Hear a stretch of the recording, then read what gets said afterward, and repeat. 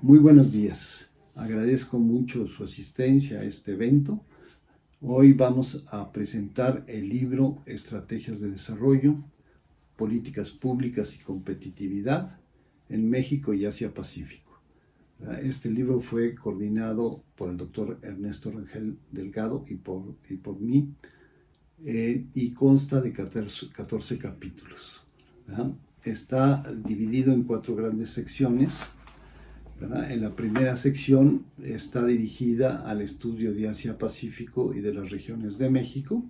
y en esta sección se exponen aspectos de carácter teórico y se señala la importancia de extender el análisis al plano regional y espacial, ya que es en este plano donde los aspectos geográficos e históricos toman cuerpo y permiten o obstaculizan el aprovechamiento pleno de las capacidades y las potencialidades de las ciudades y de los municipios para impulsar el desarrollo e incrementar el bienestar. También se presentan 2 análisis comparativos, uno en torno a las estrategias y políticas públicas seguidas en México y Japón, y el otro sobre la competitividad y la capacidad regulatoria de México y China. La segunda sección analiza las estrategias y políticas públicas implementadas en el noreste de Asia, en Rusia, en China, en Taiwán, Corea y Japón. La tercera sección analiza las estrategias y políticas públicas implementadas en el sureste de Asia y la eficiencia de sus puertos. La última sección está dedicada al estudio de las estrategias y las políticas públicas implementadas en México y en Colima. Ahora nos referiremos a los capítulos que forman el libro. El capítulo 1 tiene como título la importancia de la cuenca del Pacífico y de la región Asia-Pacífico para México. Este capítulo constituye una base conceptual y referencial para el estudio de las estrategias de desarrollo, las políticas públicas y la competitividad en un país. En el capítulo se establece una formulación que postula 3 grandes etapas de desarrollo. Estas han sido inferidas a partir de los planteamientos neoclásicos de Heilbronner e históricos materialistas de Marx. La primera etapa consiste en la transición de una economía tradicional a una economía capitalista. La segunda etapa se basa en las experiencias de los países desarrollados y en las de desarrollo reciente de Asia. Plantea la evolución que sigue un capitalismo que va madurando y se sustenta en la capacidad económica de un sector exportador, competitivo internacionalmente, que le permite al país una adecuada inserción en la economía mundial. La tercera etapa subraya la importancia de la asimilación, adaptación, innovación y desarrollo del conocimiento y la tecnología para alcanzar un verdadero desarrollo. Bueno, ahora pasaremos al capítulo 2. Este se intitula Estrategias de Desarrollo y Políticas Públicas para incentivar la competitividad del comercio y de la inversión entre la región centro-occidente de México y Japón. Este capítulo fue escrito por América Zamora Torres, ¿verdad? Y señala el imperativo de aprovechar las potencialidades que posee México, así como la necesidad de propulsar el desarrollo de la planta productiva e industrial nacional con una visión global, conectando los desarrollos regionales de los estados, de forma tal que el país se vincule sinérgicamente con los mercados de los países de la región Asia-Pacífico. En el capítulo 3, y titulado Desarrollo y Competitividad del Pacífico Mexicano, yo en cooperación con Ernesto Rangel analizamos el grado de avance económico y la competitividad alcanzada por la región del Pacífico mexicano, la cual está conformada por los 11 estados del país que poseen un litoral en el Océano Pacífico. El artículo inicia presentando algunas de las causas históricas por las que esta extensa región, con tantas potencialidades, solo ha logrado un desarrollo inferior al medio del país, analizando posteriormente las características geográficas del litoral y la estructura con que cuenta la región, para definir finalmente una serie de políticas públicas y una estrategia basada en la innovación y en el impulso del progreso técnico y organizativo, capaz de impulsar su desarrollo. El análisis del capítulo 3 se cierra apuntando a las características de las fases del desarrollo capitalista en México, donde la transición de un sistema de relaciones tradicionales a un sistema de relaciones capitalistas no se ha completado en muchas regiones, ni en el sector agrícola, ni en las regiones más rezagadas. Por otra parte, una gran parte de los empresarios mexicanos siguen basando sus ganancias y rentabilidad en sus relaciones con los funcionarios públicos, lo que les permite pagar salarios bajos, evadir impuestos y ganar las licitaciones públicas, por lo que invierten en sectores donde las ganancias se generan a partir de rentas y de la especulación, como el financiero, el sector inmobiliario y algunos servicios, y desdeñan la manufactura y los sectores de punta. Esta manera de obtener ganancias genera inflación, deterioro económico y pérdida de rentabilidad de los sectores más productivos, de los sectores que basan sus ganancias en el empleo de mejores técnicas y que incrementan la productividad y la competitividad del país. Un desarrollo integrador moderno podría detonarse a partir de las principales ciudades, con el ascenso de gobiernos democráticos urbanos que estimulen e impulsen las capacidades de innovación empresariales y laborales en las 30 ciudades de más de 100,000 habitantes que hay en el Pacífico mexicano, creando así las condiciones necesarias para el desarrollo económico y social de la región. El capítulo 4, Estrategias y políticas públicas para impulsar el desarrollo y competitividad de una nación, sus provincias y municipios, elaborado por Torres García, Juárez Mancilla y Cruz Chávez, es una propuesta para el análisis de la nación desde una óptica regional. La globalización es un fenómeno que trasciende el espacio, generando efectos transformadores en las políticas públicas regionales. Un proceso que se caracteriza por el aumento de la competencia en los mercados y que implica ajustes del sistema productivo de los países, sus regiones y ciudades. Un fenómeno y un proceso que nos lleva a replantear la conducción política y económica del país hacia las ciudades y regiones, pues es en estos ámbitos donde los mercados globales despliegan sus estrategias espaciales y potencialidades. Bajo estas consideraciones, es necesario analizar el concepto de región, puesto que en su definición se acote el alcance o la limitación de las acciones para impulsar su desarrollo y competitividad. En un mundo caracterizado por el cambio continuo y el desvanecimiento virtual de las fronteras, la región adquiere especial relevancia como validación del territorio ante la globalización.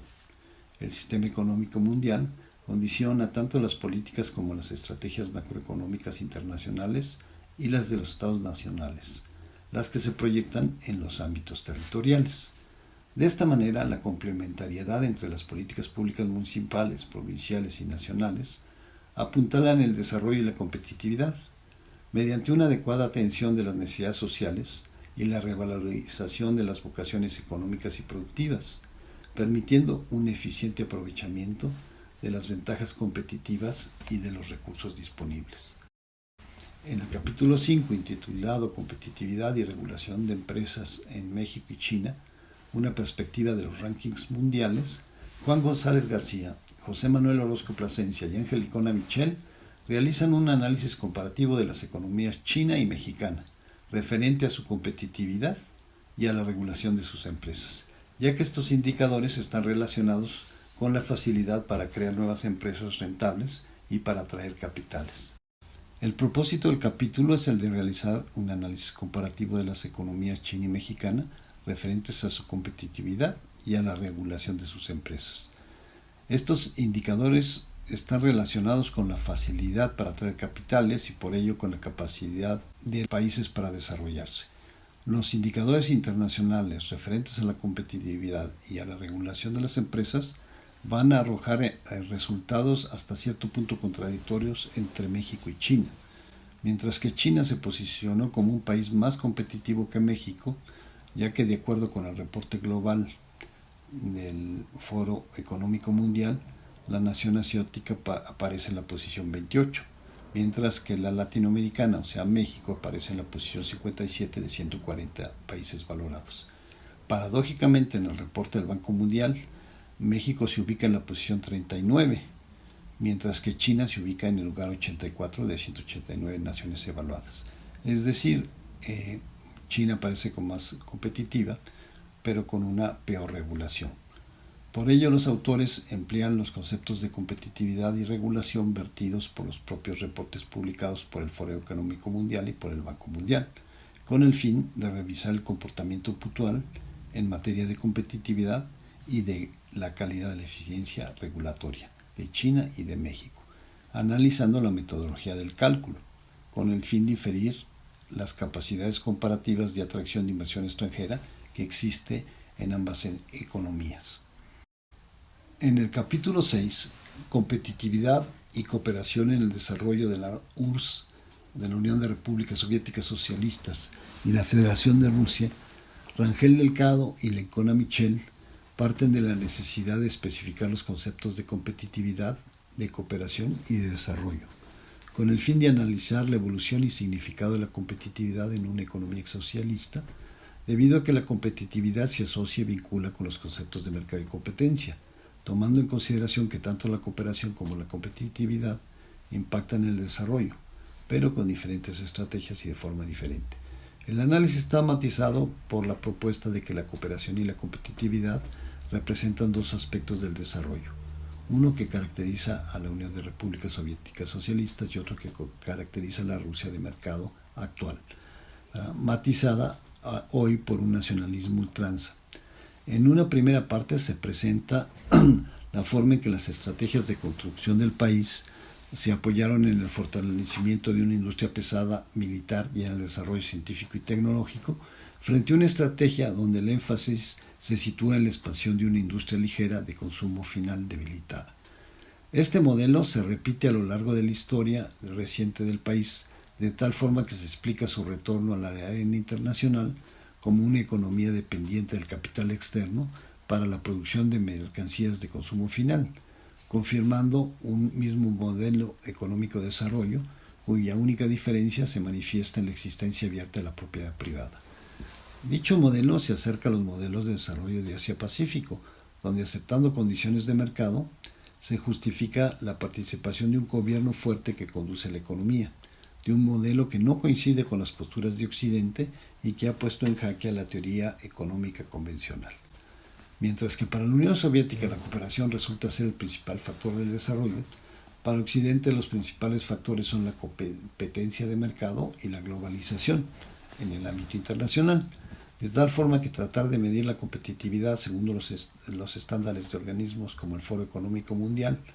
en dos épocas y dos sistemas diferentes resulta difícil, si no es que imposible, pues los objetivos en ambas economías se muestran diferentes.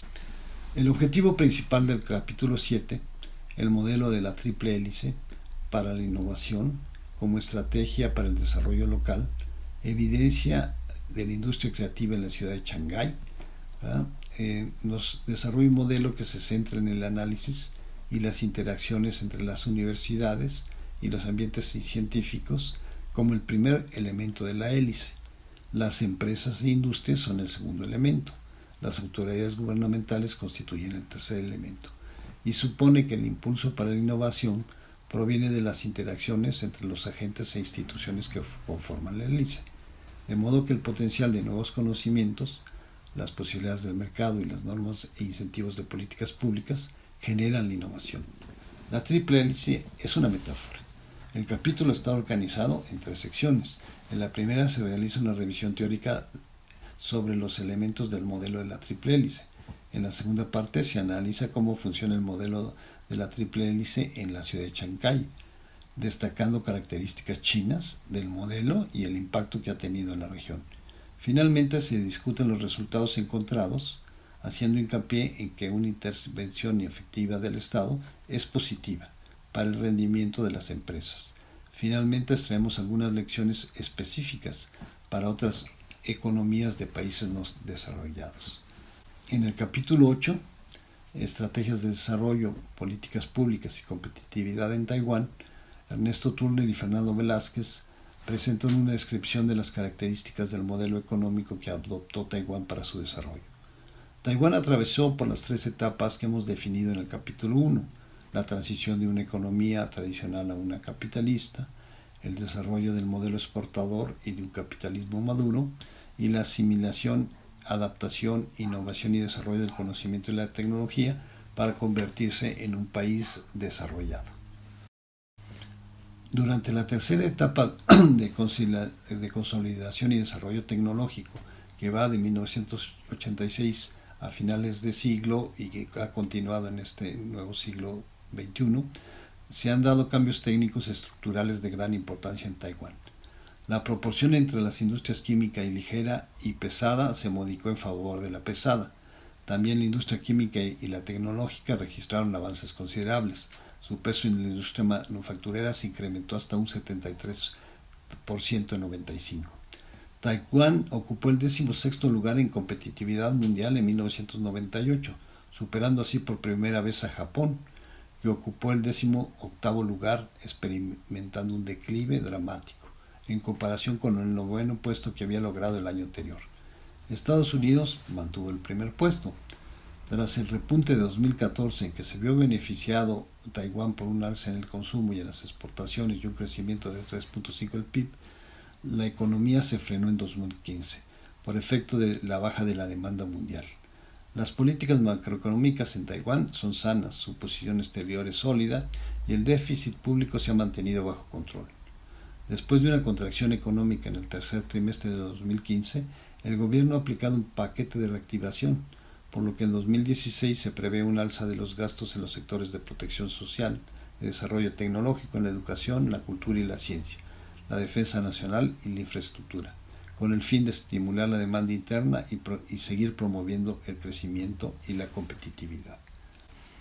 En el capítulo 9 está dedicado al estudio de las políticas de desarrollo en Corea del Sur, con el fin de inferir algunas lecciones para impulsar el crecimiento económico de México. Una característica central de las economías semi-industrializadas que han logrado expandir su crecimiento económico se sustenta en el modelo de crecimiento económico orientado a la promoción de exportaciones. Esta estrategia ha permitido que algunas economías en desarrollo puedan expandir la industrialización mediante el incremento del capital físico y de las habilidades laborales, logrando la diversificación de la estructura económica para evitar vulnerabilidades. La economía coreana ha logrado sostener el crecimiento económico de largo plazo, lo que le ha permitido pasar de una economía en vías de desarrollo a una economía industrializada. El crecimiento económico de dicha economía se ha caracterizado en la expansión manufacturera y el desarrollo tecnológico orientado a la exportación, orientado al mercado internacional. Se aprecia que el crecimiento sostenido de esta economía ha logrado incrementar los niveles de desarrollo económico del país, reflejando mejoras considerables en productividad, en ingreso per cápita, en infraestructura y en otros aspectos centrales del desarrollo. Por ello, una lección de las características del crecimiento económico coreano radica en el establecimiento de mecanismos para generar capacidades de innovación. Dichos instrumentos no pueden solamente estar basados en la transferencia de tecnología de las empresas extranjeras, sino que es indispensable generar capacidades propias al interior de la estructura económica que estén apoyadas en el sistema educativo y de investigación que debe estar ligado o que está ligado al sector productivo del país. En el capítulo 10, intitulado Estrategias de Desarrollo y Políticas Públicas del Japón, dirigidas a superar la crisis financiera y el estancamiento económico de 1985 a 2015, se analiza la última etapa de la evolución económica del Japón, desde la adopción del Acuerdo Plaza en 1986 hasta la actualidad.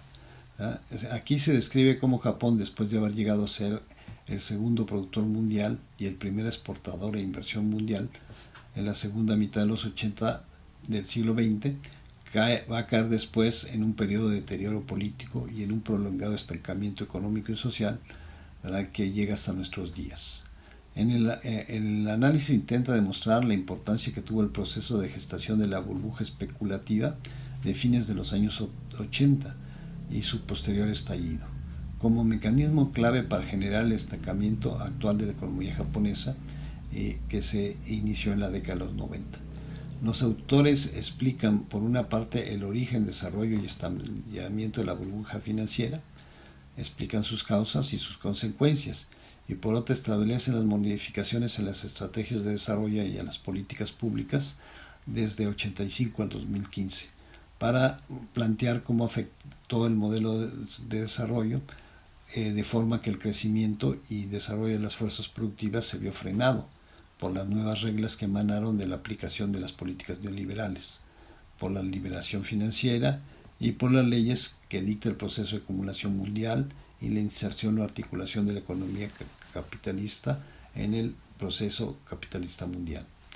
La década de estancamiento económico que siguió al estallido de la burbuja especulativa estuvo marcada por dos elementos: el deterioro de la posición financiera de las empresas y el deterioro financiero de los bancos. El gobierno japonés ha intentado contrarrestar esta desfavorable coyuntura a través de la aplicación de políticas macroeconómicas contracíclicas, de expansión del gasto público y expansiones monetarias. Sin embargo, el fracaso de estas políticas y la persistencia de los problemas derivados de la explosión de la burbuja han hecho inevitable la recesión, que desembocó y han dado lugar a la aparición de nuevas condicionantes que agravan las dificultades ya establecidas. En el capítulo 11, Competitividad en el sureste de Asia, un panorama general, Marisela Mireya Reyes López presenta algunos planteamientos generales sobre la competitividad en las regiones del sureste de Asia, las mejor posicionadas de la región. No se trata de un análisis de carácter cualitativo, ya que no pretende medir la competitividad bajo algún criterio, pero utiliza los resultados publicados por las instituciones y agencias especializadas que nos proporcionan índices de competitividad. Se trata de un trabajo de orden cualitativo que plasma un panorama general del estado de la competitividad que guardan las economías de la región del sudeste de Asia. Las economías de Asia son un mercado único, con potencial inigualable en términos de competitividad. La evolución de Singapur y su presencia en dicho bloque muestran la posibilidad de la reducción en la brecha de desarrollo existente en cada uno de estos países. En el capítulo Fomento de la pequeña y mediana empresa en México y países selectos del sudeste asiático, Ivanova Boncheva y Martínez de la Torre describen y analizan el sistema de fomento financiero a las pymes de la organización APEC, para después compararlo con el sistema mexicano correspondiente de promoción de las pymes en México, con el objetivo de resaltar las similitudes y las diferencias más significativas. A partir del análisis realizado se intenta mostrar que el sistema mexicano de financiación de las pymes tiene una efectividad muy limitada, tanto por causas del modelo de desarrollo excesivamente dependiente del exterior, como por causas de falta de innovación y adecuación del propio sistema de fomento a las pymes. Las pequeñas y medianas empresas son los motores de crecimiento y de la innovación a nivel global. En los países de la región APEC participan en el PIB en un rango que va del 20 al 50% y representan más del 97% de todas las empresas existentes, mismas que emplean a más de la mitad de la fuerza laboral. Sin embargo, las pymes en la región solo contribuyen con el 35% o menos de las exportaciones directas. Desde febrero del año 1995, en la organización APEC, se estableció el Grupo Ad Hoc de Políticas para las Pymes. El objetivo era ayudar a las pymes a mejorar su competitividad, fomentando entre los países miembros un entorno de comercio e inversión más abierto, que compensara las desigualdades en relación con las grandes empresas. Los gobiernos de la mayoría de los países han implementado una serie de programas e iniciativas para fomentar la formación, la supervivencia y el crecimiento de las pymes. Las políticas públicas que sustentan esos programas e iniciativas tienden a dirigirse a dos objetivos principales. El primero es la expansión del mercado, para lo cual se aplican medidas como la reducción de impuestos. El segundo gran objetivo es corregir las dificultades financieras que enfrentan las pymes, mediante programas de garantía de préstamo y la reducción de las cargas sociales. En México, las políticas implementadas durante los años 70, 80 y 90 han carecido de integración y orientación estratégica para transformar la estructura económica e incrementar las habilidades tecnológicas de la sociedad en favor de los procesos productivos de las empresas. La falta de integración de la política económica con las otras políticas públicas requeridas para el desarrollo del país, así como la escasa modernización de la estructura económica, son reflejo de lo que se ha dejado de hacer en México para avanzar en los niveles de competitividad, y por ello el país no ha podido pasar a ocupar mejores posiciones en la competitividad de acuerdo con el reporte global del Foro Económico Mundial. Las políticas económicas y públicas permiten una paulatina transformación de la estructura productiva que contribuye al crecimiento del PIB, pero dicho crecimiento no ha logrado impactar positivamente en el incremento del ingreso per cápita del grueso de la población mexicana. Entonces las instituciones deben seguir trabajando con políticas y estrategias que proporcionen reglas que den certidumbre a todos los actores para contar con una estructura productiva que incentiva la vinculación con las empresas que poseen más capital y por ende procesos de vanguardia, pero sobre todo que le permitan orientarse a las funciones sustantivas de desarrollar el recurso humano, la ciencia y la tecnología y para crear condiciones de competitividad de largo plazo, impactando así en el crecimiento del PIB y del ingreso per cápita. El capítulo 14, que es el capítulo que cierra el libro, está dirigido a analizar la agricultura del estado de Colima, ¿verdad?, a 20 años del Telecán, y tiene como subtítulo Del paraíso prometido, ¿verdad?, con los tratados de libre comercio a la crisis económica y social, ¿verdad?, una estrategia fallida. Este capítulo fue elaborado por Saúl Martínez González, y en él hace un balance de los avances y retrocesos que ha tenido el sector agrícola, ¿verdad?, a 20 años de la firma del Telecán. En general, la agricultura del estado de Colima se redujo a disminuir su frontera agrícola en más de 45,000 hectáreas que se dejaron de producir o de sembrar, ¿verdad?, desde la entrada en vigor del Tratado de Libre Comercio, ya que la frontera agrícola pasó de 127,539 hectáreas en 95, mientras que actualmente es solamente de 81,780 hectáreas. Así es que de 95 a la actualidad, ¿verdad?, se dejaron de sembrar 45,000 hectáreas. Durante este periodo la superficie dedicada al cultivo de granos se redujo, ¿verdad?, a una tasa anual del 12%, al pasar de 47,000 hectáreas en 95 a solo 12,000 o 13,000 hectáreas en el año de 2013. Esto es una reducción de 34,428 hectáreas en el periodo dedicado a la producción de granos. En el caso del maíz, la superficie cosechada se redujo a una tasa del 17, casi 16,7%, casi 17% anual, pasando de 40,000 hectáreas en 95 a solamente 10,000. El balance del Telecán, pues, a 20 años es negativo, ¿verdad?, del 95 al 2015. La frontera agrícola se redujo, la producción de granos y particularmente de maíz provocó el éxodo rural, la marginación, el desempleo y mayor pobreza en el medio rural. En el caso de los frutales, las exportaciones no son significativas y el incremento de la siembra y de la producción no ha sido suficiente para contrarrestar la caída en la producción de granos. Y casi la totalidad de la producción se destina al mercado interno. Las hortalizas también son un subsector que no creció en Colima, al contrario, se contrajo por la competencia de otros estados para exportar a los Estados Unidos. Con esto se cierra el análisis del libro y esperamos que esta presentación pues anime a ustedes a leer el libro para conocer